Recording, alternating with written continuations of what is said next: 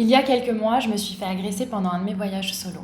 Et cette expérience ne m'a pas donné moins confiance, elle m'en a donné davantage. La peur de l'insécurité, je la connais très très bien, elle m'a fait procrastiner mon départ pendant des mois et je sais qu'elle empêche beaucoup de femmes à oser voyager seules. Et c'est complètement légitime, le risque existe. Et d'ailleurs, dans cette vidéo, je vais vous parler d'un événement qui m'a profondément marquée quand j'étais à Zanzibar. Et si j'ai décidé de vous en parler aujourd'hui, ce n'est pas pour vous faire peur, mais c'est parce que cette expérience m'a énormément appris. Je vais vous raconter ce qui s'est passé, comment je m'en suis sortie et surtout pourquoi cette histoire m'a finalement donné davantage confiance en moi plutôt que de m'empêcher à continuer de voyager seule. Mon objectif à travers cette vidéo, c'est qu'à la fin, vous ayez un petit peu plus confiance. Parce que même si le risque de se faire agresser existe, je crois qu'il ne faut pas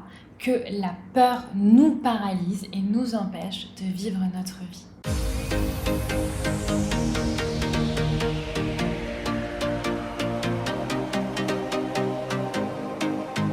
Avant de partir en Tanzanie, j'ai été terrorisée par l'insécurité. Je m'imaginais plein de scénarios catastrophes dans ma tête et j'avais développé énormément d'anxiété à cause de ça. Et donc j'ai décidé de faire un stage de self-défense. Et donc je suis allée à Paris pendant une demi-journée pour faire ce stage. On était de nombreuses femmes à ce moment-là, et d'ailleurs j'étais la seule à être là parce que je partais à l'étranger. Toutes les autres étaient là parce qu'elles avaient peur de l'insécurité à la maison. Donc je trouve déjà qu'une des clés pour s'autoriser à voyager seule malgré cette peur, c'est que malheureusement, l'insécurité, elle est partout. Donc on était de nombreuses femmes pendant ce stage-là, on a beaucoup parlé avec les instructeurs, on a aussi appris des enchaînements d'autodéfense, mais pour être très honnête avec vous, j'ai oublié 90% du stage. J'ai oublié 90% des informations, des enchaînements, je crois que même les enchaînements, je les ai tous oubliés.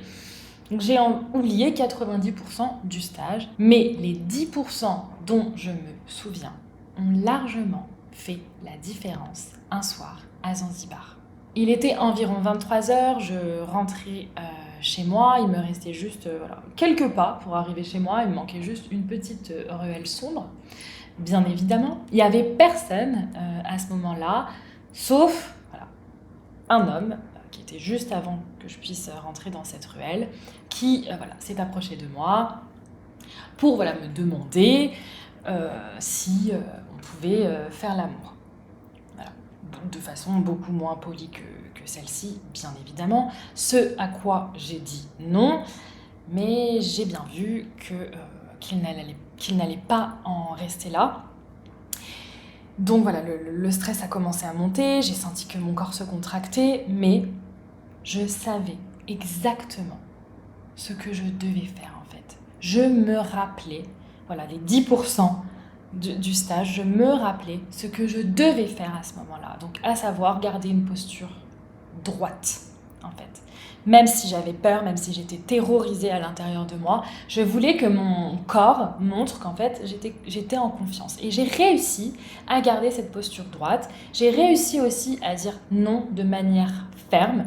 Je me souviens qu'on nous avait dit de dire non de manière très déterminée, de parler fort, voire crier.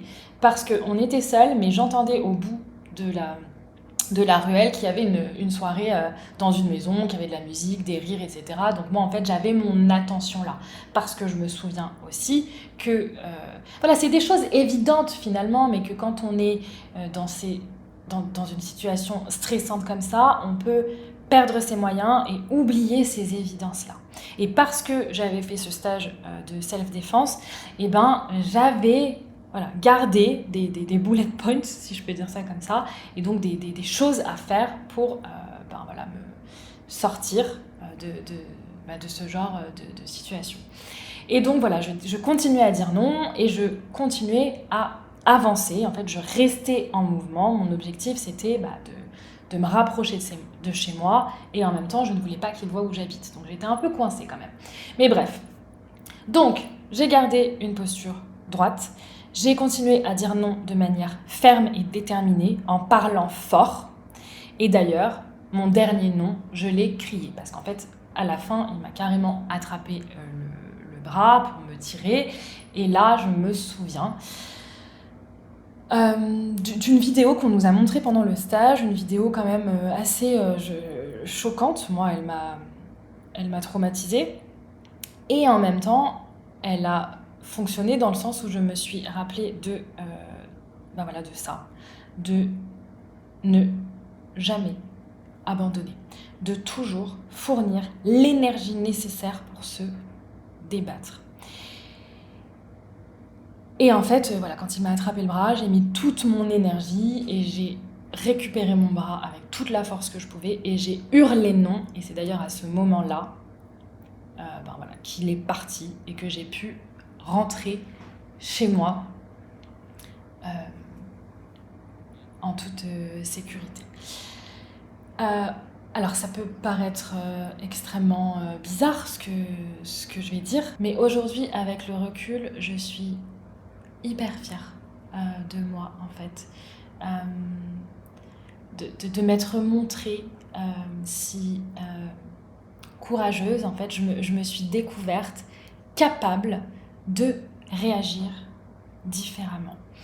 Parce que je pense que je ne vais choquer aucune femme en disant ça.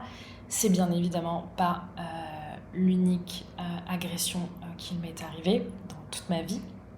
Et c'est vrai qu'avant, j'avais plutôt tendance à me figer, en fait. À me figer, vous savez, justement, on nous conseille de dire non de manière ferme, déterminée. Avant, je pouvais dire non, mais de manière mielleuse. En fait, je me rapetissais pendant ce genre d'agression. Et là, cette fois-ci, j'ai réussi à rester éveillée et dans l'action. Et donc, je ne peux que être fière de moi parce que ça montre bien aussi à quel point j'ai évolué, à quel point j'ai gagné en confiance en moi. Ça montre le travail que je fais sur moi depuis des années, que ce soit grâce au développement personnel, grâce à la thérapie, grâce au voyage solo. Vous le savez, moi j'utilise beaucoup le voyage solo comme outil de développement personnel. Et en fait, il montre ses fruits aujourd'hui. Je suis beaucoup plus capable. J'ai appris à aller chercher mes ressources, mes qualités à l'intérieur de moi. Mais bien évidemment que je reste humaine et qu'une fois que j'ai fermé la porte de chez moi, je n'ai même pas eu le temps d'aller sur mon lit ou dans le séjour. Non, je suis tombée dans l'entrée, j'ai fermé la porte et je suis tombée. Et là, j'ai été en état de choc. J'ai fait sûrement une crise d'angoisse, en fait, parce que j'étais en sanglots, je tremblais, j'avais le cœur qui battait à 10 000 à l'heure. J'étais en état de choc. Et en fait, je me rappelle très très bien de ce moment-là où j'étais chez moi et j'étais seule avec ça. Et en fait, je me souviens avoir hésité à appeler mon ami. Je le dis parce que c'est hyper important. Je pense qu'on est nombreuses à rester seules avec ce genre d'événement. Mais j'ai osé appeler mon amie. Bon, j'étais en pleurs au téléphone, donc elle a très vite compris. Et elle a débarqué. Et en fait, ça a tout changé, en fait, de pouvoir avoir quelqu'un sur qui se reposer, sur qui, en fait, sortir tout ça. Ne pas le garder à l'intérieur. Parce que, je vous disais, c'est pas la première fois que ça m'est arrivé. Il y a plein d'autres événements que je n'ai pas racontés et que j'ai gardés pour moi et qui sont à l'intérieur de moi et qui me bouffent d'une certaine manière, en tout cas qui m'ont bouffé. Aujourd'hui, j'ai été en thérapie, donc j'ai parlé de tout ça. Et ça va beaucoup mieux. Mais cet événement-là, ce qui a été top, c'est que j'en ai parlé presque aussitôt, en fait. En tout cas, à une amie, tout de suite. Et donc ça m'a permis de libérer ce truc, de libérer ce stress, et donc de ne pas en faire un trauma, en fait. Beaucoup de gens m'ont conseillé d'aller voir la police, en fait, d'aller déposer une plainte. Je ne l'ai pas fait. Aujourd'hui encore, je ne comprends pas très bien pourquoi je ne l'ai pas fait. alors que tout le monde me le disait. Je pense que je me disais que ça servirait à rien, qu'il pourrait rien faire pour moi. Je pense aussi que je minimisais la situation puisqu'il s'était pas passé grand-chose. Finalement, peut-être aussi que j'avais honte, peut-être que je culpabilisais aussi, parce que oui, j'ai culpabilisé parce que je suis une femme, même si je suis introvertie, je suis quand même assez avenante, souriante, sociable, j'ai le contact assez facile. Et donc, là-bas, j'avais énormément d'amis, j'étais très ouverte. Et, je me souviens m'être demandé, est-ce que j'étais pas trop de tout ça en fait? Est-ce que j'étais pas trop souriante? Est-ce que j'étais pas trop gentille? Est-ce que j'avais pas envoyé le mauvais message finalement? Et donc je culpabilisais. Pourquoi aller voir la police si en fait c'était de ma faute? Enfin, je me souviens m'être dit ça. Et bien évidemment que maintenant, avec le recul, je me dis, mais c'est hors de question que j'arrête de sourire, que j'arrête d'être gentille, que j'arrête d'être sociable, avenante, jamais de la vie. Ça fait partie de ma personnalité, en fait. Donc le problème n'était absolument pas mon sourire. Le problème était que là, il y a eu un homme qui n'a pas respecté un nom. Mon nom était clair, l'homme n'a pas respecté ce nom. C'est ça, le problème. Et malheureusement, cette histoire ne s'est pas arrêtée là. Moi, je pensais qu'elle était derrière moi, mais ça n'a pas été le cas. Parce qu'en fait, il s'est avéré que cet homme avait commencé un travail dans un hôtel juste à côté de chez moi. Donc, il a commencé à m'harceler. À chaque fois qu'il me voyait, il me reproposait, je ne sais même pas comment le dire, mais bon voilà, vous avez compris. Donc il m'a harcelée, donc ce qui s'est passé, c'est que j'ai commencé à développer de l'anxiété. Il était hors de question que je m'empêche de vivre ma vie à cause de cette histoire, donc je continuais à sortir, mais je sortais avec de l'hypervigilance, de l'anxiété, la boule au ventre, toujours cette peur de le croiser, et puis quand je le croisais, vous imaginez, j'avais peur en fait. J'étais toujours pas prête à aller voir la police, je ne me demandais pas pourquoi, je ne sais pas. Avec le recul, je me dis, mais bien évidemment que j'aurais dû. Mais bon, c'est pas grave, parce qu'en fait, ce que j'ai fait, je n'en ai pas parlé à la police, mais j'en ai parlé à mes proprios, et j'en ai parlé à un ami local, un ami de la région. Ça faisait déjà un mois, peut-être même plus, que j'étais là-bas, donc j'avais des amis locaux. Et donc j'en ai parlé à un ami qui a finalement géré la situation. Et je me rappellerai toujours de tout ça, de quand j'en ai parlé à mon ami, quand il a décidé de prendre les choses en main. J'étais extrêmement gênée en fait. J'étais gênée parce qu'encore une fois, je pense que je minimisais le truc, peut-être que je me sentais aussi coupable. Puis je pensais que je gérais la situation parce que je suis une femme indépendante, autonome, je voyage seule depuis longtemps. Je peux gérer, je veux dire, c'est pas une boule au ventre qui va m'empêcher de vivre ma vie. Donc j'avais décidé de gérer la situation toute seule, sauf qu'en fait, ça me bouffait de l'intérieur. Et donc c'est finalement quand j'ai décidé d'arrêter de porter ça toute seule, quand j'ai décidé d'en parler à des personnes aidantes, que la situation a vraiment changé. Pour résumer, en fait, ce qui m'a vraiment aidée et ce qui pourrait peut-être t'aider aussi, c'est déjà avant le départ de faire un stage de self-défense. Donc moi, j'en ai fait qu'un d'une demi-journée parce que je l'ai fait à la dernière minute, mais je pense qu'avec le recul, j'aurais préféré le faire à l'avance pour pouvoir en faire plus souvent. Donc si tu as cette possibilité de faire peut-être une journée, 2 journées, 3 journées, ça peut être vraiment intéressant parce que tu vas pouvoir te souvenir non pas de seulement 10%, mais peut-être de 50%. Moi, si ça t'intéresse, j'ai fait le stage avec Ladies System Defense.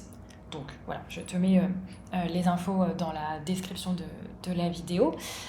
Pendant l'agression, ce qui m'a aidée, comme je vous disais, c'est garder ma posture, en fait, garder une posture droite, une posture ancrée, dire non de manière ferme et déterminée, parler fort et de rester en mouvement, en fait, d'avancer là où il y a du monde. Et après l'événement, bien évidemment, je pense que tu l'auras compris, c'est d'en parler. Ne pas rester seule avec ça. Donc tu peux en parler à un ami, mais si tu voyages seul, ça peut être tes propriétaires, le propriétaire du Airbnb, le réceptionniste de l'hôtel, un voisin, peu importe. Il y a toujours des personnes à qui tu peux en parler. Et aussi, j'ai envie de rajouter que tu pourrais en parler aussi à tes proches ou à un professionnel de la santé pour ne pas faire de cet événement un trauma. Tout ça, c'est arrivé il y a 6 mois environ et comme je vous disais, en fait, je continue de voyager seule. D'ailleurs, en ce moment, je suis au Vietnam, seule. Et en fait, je me sens beaucoup plus en confiance. Aujourd'hui, je sais que c'est complètement paradoxal parce que le risque n'a pas diminué, pas du tout. Par contre, ma confiance en moi a augmenté. Et je le vois bien, en fait, mon énergie n'est plus du tout la même, même dans le quotidien. Quand je marche seule quelque part, de jour, de nuit, peu importe, en fait, je sens que mon énergie est beaucoup plus forte qu'avant. Je pense que cet événement, aussi malheureux soit-il, et voilà, il m'a quand même traumatisée d'une certaine manière, mais le positif que j'en ressors, c'est que je me suis prouvé à moi-même que j'étais plus la petite Marcie qui se rapetissait et qui n'avait pas confiance en elle, qui n'avait pas les ressources, qui n'avait pas les capacités en fait. Je me suis prouvé à moi-même que j'étais beaucoup plus capable en fait, que j'étais capable de défendre mon territoire, comme on pourrait le dire. Et donc mon énergie, elle a changé. Ce qui est super parce que pendant le stage, on nous a parlé d'une enquête qui montre que si on a une posture confiante, souvent on donne pas envie aux agresseurs de nous approcher. Donc la défense, elle peut même commencer de là en fait, d'avoir une posture confiance, même tout le temps en fait. Bien évidemment que je suis pas non plus en train de dire que je suis devenue Wonder Woman, que j'ai atteint le risque zéro, que réagir comme ça fonctionne à tous les coups. Je sais bien que réagir comme ça ne fonctionne pas à tous les coups, et d'ailleurs on peut réagir de tellement de façons différentes, et il n'y a pas de bonne ou de mauvaise façon de réagir, il y a juste faire du mieux qu'on peut en fait. Et puis voilà, ces petites astuces que j'ai appris pendant le stage de self-défense qui m'ont aidée et qui peuvent aider de nombreuses femmes. Enfin, moi je pense que c'est toujours intéressant de faire des stages comme ça, rien que pour booster sa confiance en soi, parce que je pense que c'est de là que tout part finalement. Moi voilà, c'est ce que je vous disais, je crois que le stage de self-défense a aidé, ça c'est une certitude, mais il y a aussi tout le travail que j'ai fait sur moi, le développement personnel que j'ai fait et qui m'ont aidé à gagner en confiance et qui m'ont du coup aidé à défendre mes limites, en fait, à rester assertive dans cette situation. J'espère que cette vidéo vous a un peu aidé. N'hésitez pas à me dire en commentaire ce que vous retenez, si vous ne deviez retenir que 10%, qu'une chose de cette vidéo qui peut vous permettre de gagner en confiance en vous. Eh bien, laquelle serait-elle ? Moi, j'aimerais finir en disant que je crois qu'on est beaucoup plus forte qu'on ne le pense. Pendant longtemps, j'ai tenu le discours que nous les femmes, on est beaucoup plus faibles, et c'est biologique en fait, on n'y peut rien, faut qu'on se fasse à cette idée. J'avais ce discours et je le crois toujours un peu. Je pense que biologiquement parlant, les hommes ont un avantage, mais en fait, je réalise que on a beaucoup plus de ressources et de force qu'on ne le pense. Et donc c'est bien dommage de se rapetisser, de se limiter même, j'ai envie de dire, de se limiter à vivre une vie incroyable parce qu'on est une femme. Non. En tout cas pour moi c'est terminé. Aujourd'hui j'ai réalisé à quel point j'étais beaucoup plus capable. Et je ne veux plus me limiter, je ne veux plus m'interdire de vivre mes rêves en fait, de vivre une vie à la hauteur de mes espérances. Si tu rêves de voyager seul, mais que tu te sens empêché par des peurs, que ce soit la peur de l'insécurité ou toute autre peur, réserve un appel avec moi. J'ai ouvert des créneaux d'appel gratuits parce que j'ai envie de discuter avec vous, j'ai envie de connaître vos rêves, vos blocages, vos besoins pour que je puisse vous proposer du contenu qui va vraiment vous aider et oser à partir seul ou à réaliser un rêve que vous procrastinez depuis très longtemps. Je vous mets le lien de mon agenda en ligne dans la description. Et en attendant, je vous dis à très bientôt pour une prochaine vidéo.